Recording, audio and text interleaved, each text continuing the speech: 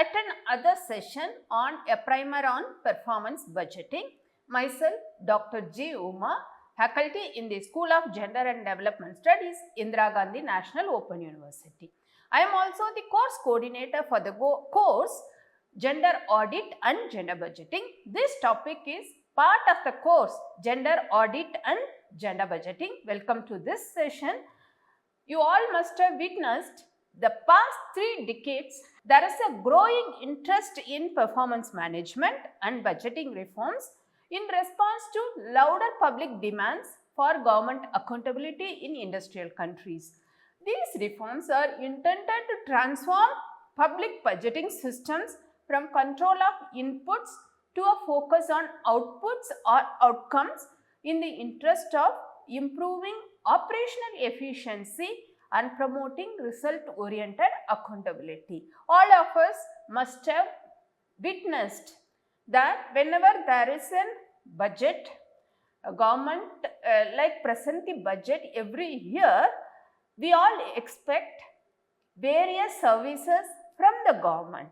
It's not only the services we expect from the government, we expect government should be accountable as well as they have to deliver goods and services whatever the citizens expects from the government. Thus, in these sessions, we talk about what is performance budgeting. These 30 years of past 3 decades of experiences have significant relevance for public sector reforms in developing countries. In India also we have witnessed various public sector reforms. Even we have witnessed government has brought so much of reforms in the public sector services. This lecture is intended to guide policy makers and budget practitioners who are contemplating reforms of their budgeting systems to bring them into conformity with the needs of the 21st century.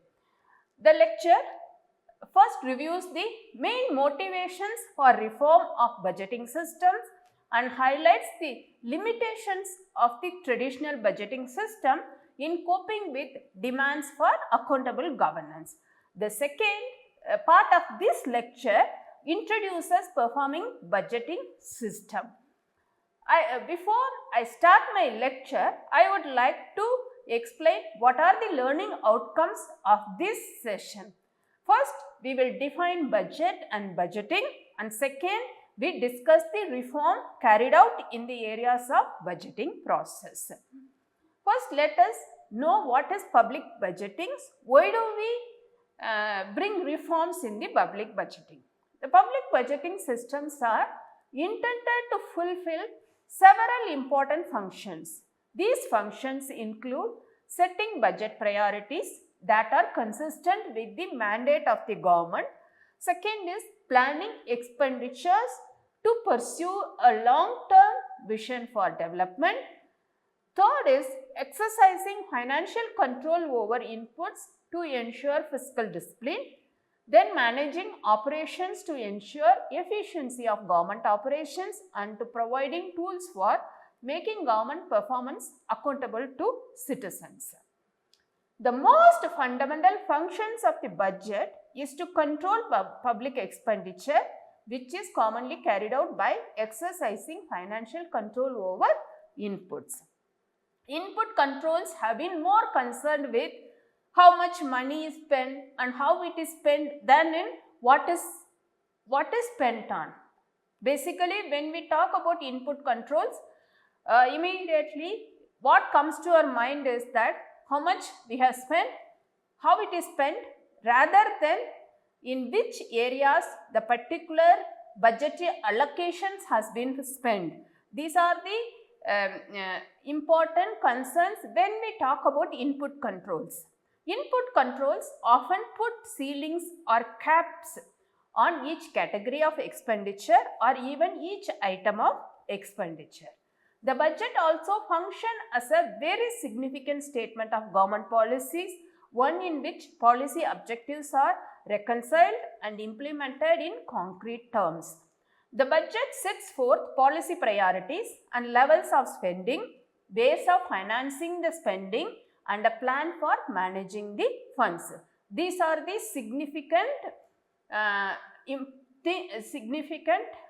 functions when we talk about budgeting. So, budget thus sets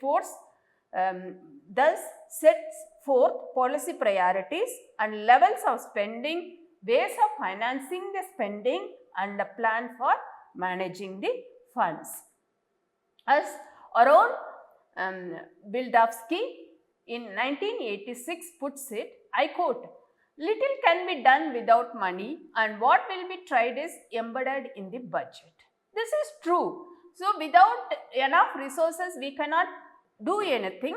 Even if the government prioritize certain things, if they don't allocate resources, specifically if they don't allocate budgetary resources, it is not possible for the government to fulfill the expectations of the public. So, it is very important to allocate enough budgetary resources to address the needs of the public, because funds are scarier than desires. Always funds will be very it's like a very little, like resources and funds are, it's scarcer, it's than the desires. The budget also serves as a mechanism for allocating resources. Thus, a budget is not only a tool of macroeconomic policy, but also management mechanism. That we need to understand that. Always whenever we talk about this fund, it is a very minimum resources available with the government. When we talk about budget, automatically we expect the government to allocate enough resources. So, if the government is not able to generate more resources, it is not possible for the government to allocate resources. So, fund is the very important part when we talk about the budget.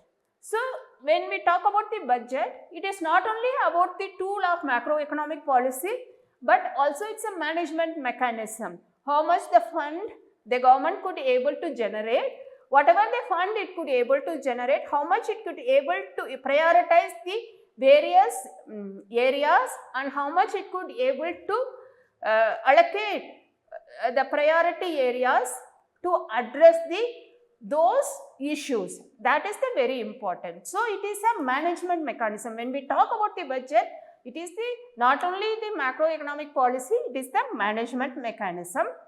It provides a key source of constraints on and incentives for public servants demanding better public services at lower cost. Last but not least, the budget document can be a major tool of accountability, whether to a legislative body or to the press and the public.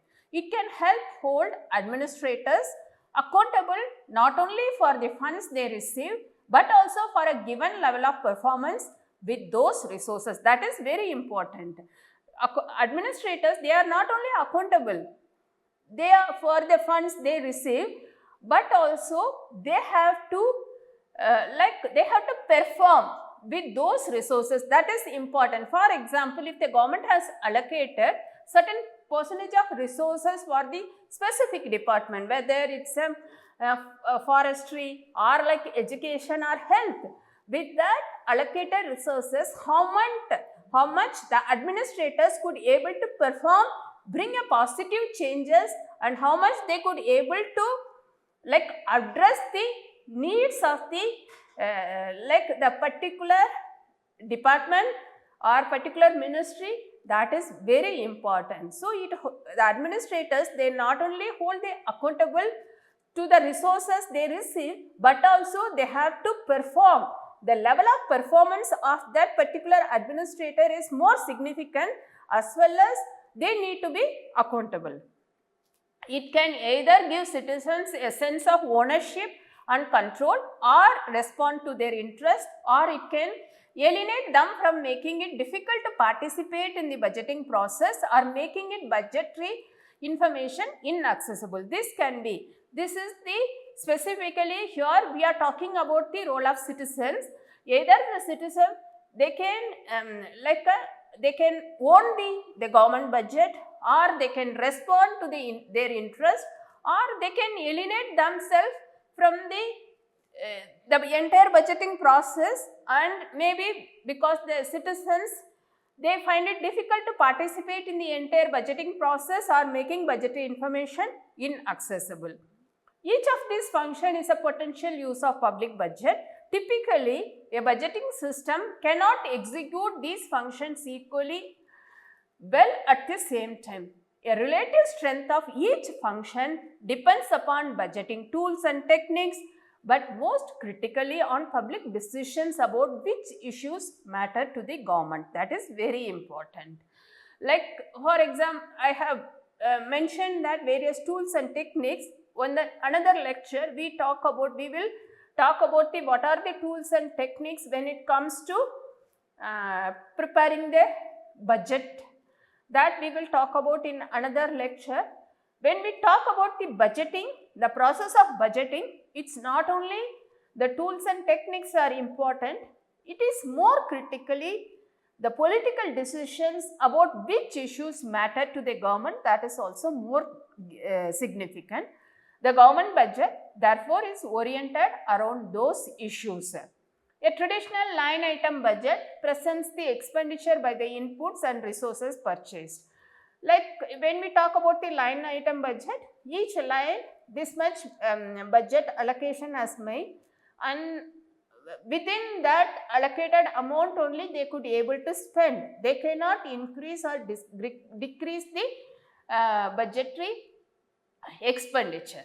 So, the budget in the traditional line item budget is classified by disaggregated objects of expenditure and by operating and capital expenditure. Operating expenses include cost objects for the day-to-day operations such as salaries, pensions and health insurance cost, office supplies and printing cost and utility cost.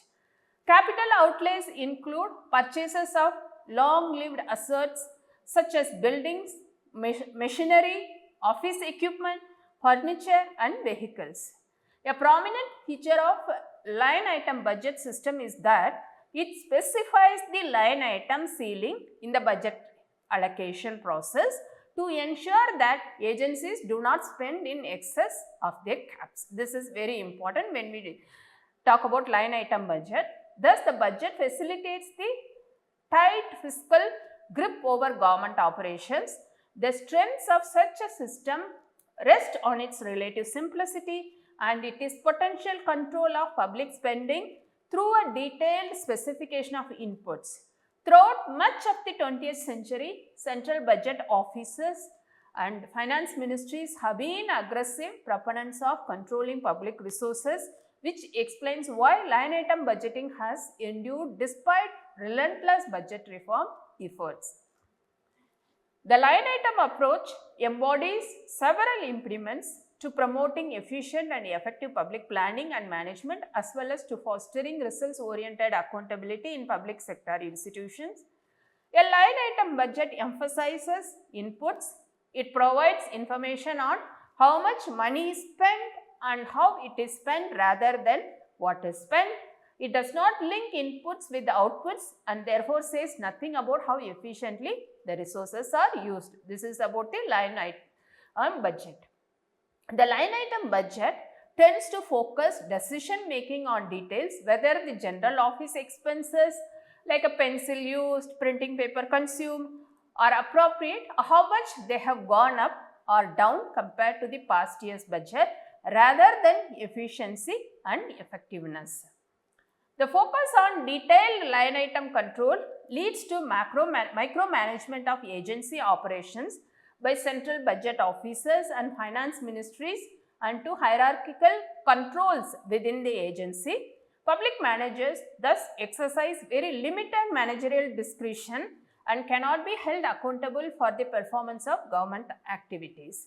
Budget reforms have sought to remedy these deficiencies, first in the 1950s by linking planning with budgeting through program budgeting, and then in the 1960s, this is about how over a period of time And the budgeting reform has envisaged and they have tried to implement the budgeting reforms.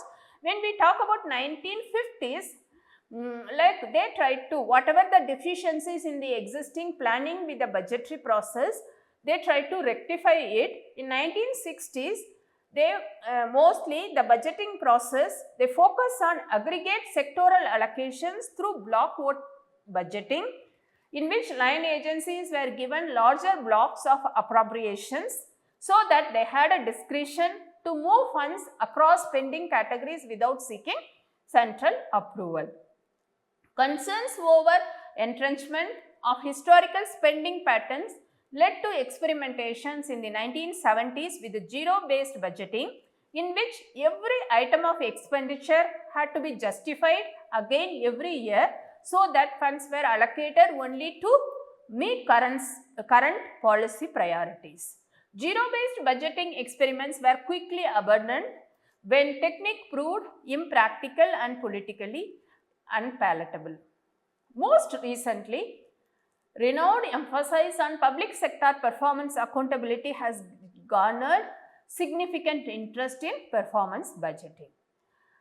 Like so far, we have discussed about how the entire budgeting process have evolved over a period of time.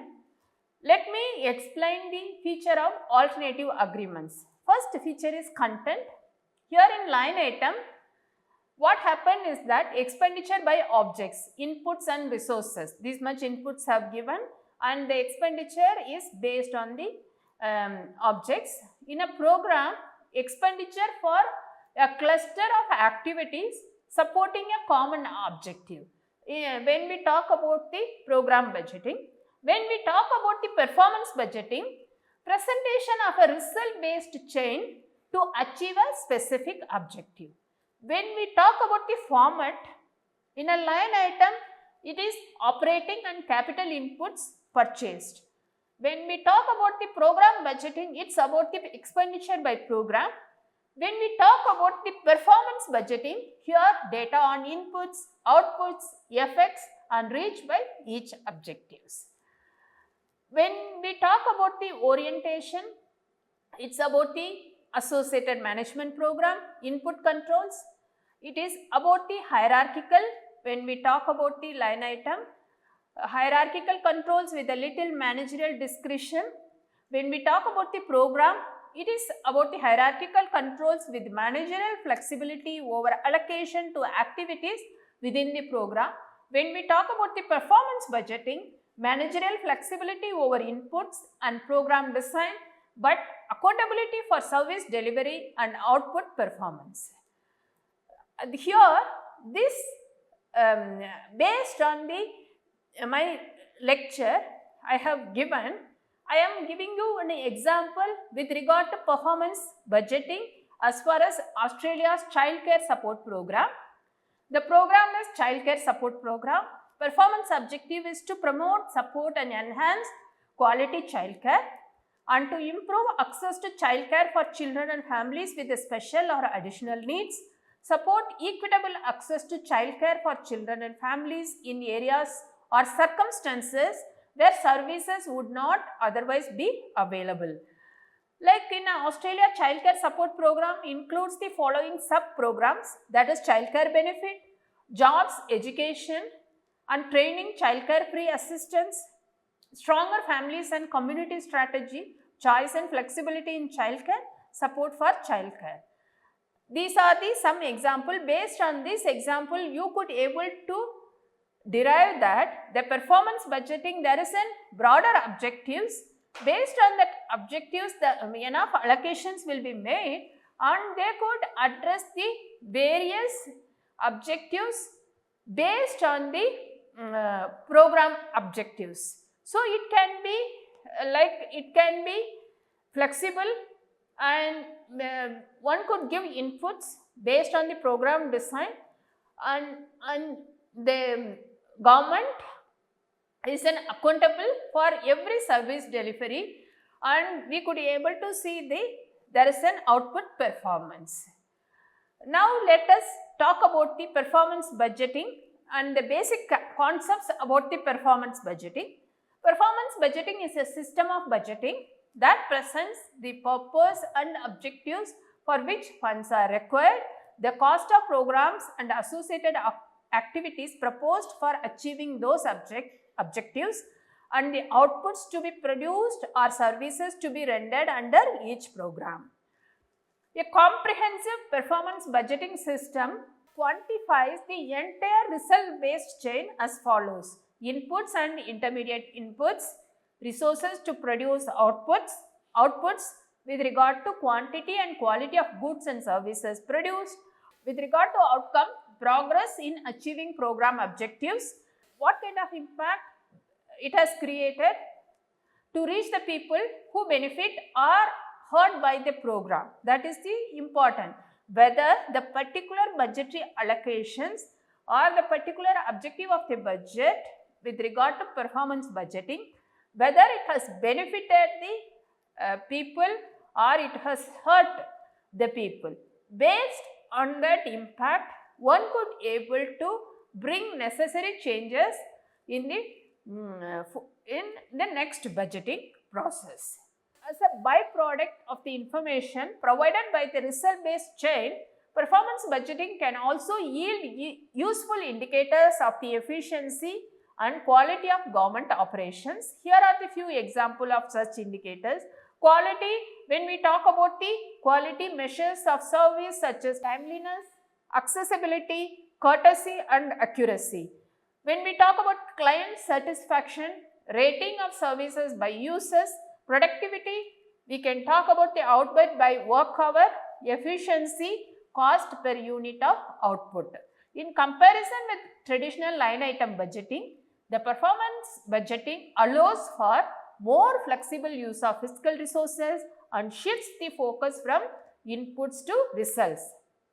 Thus, a performance budget focuses on the results to be achieved.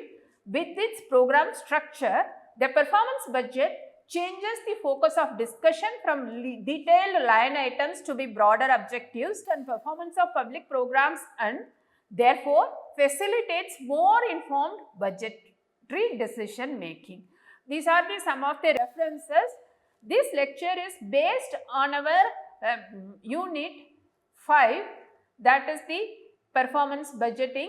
Hope you could able to understand the significance of performance budgeting.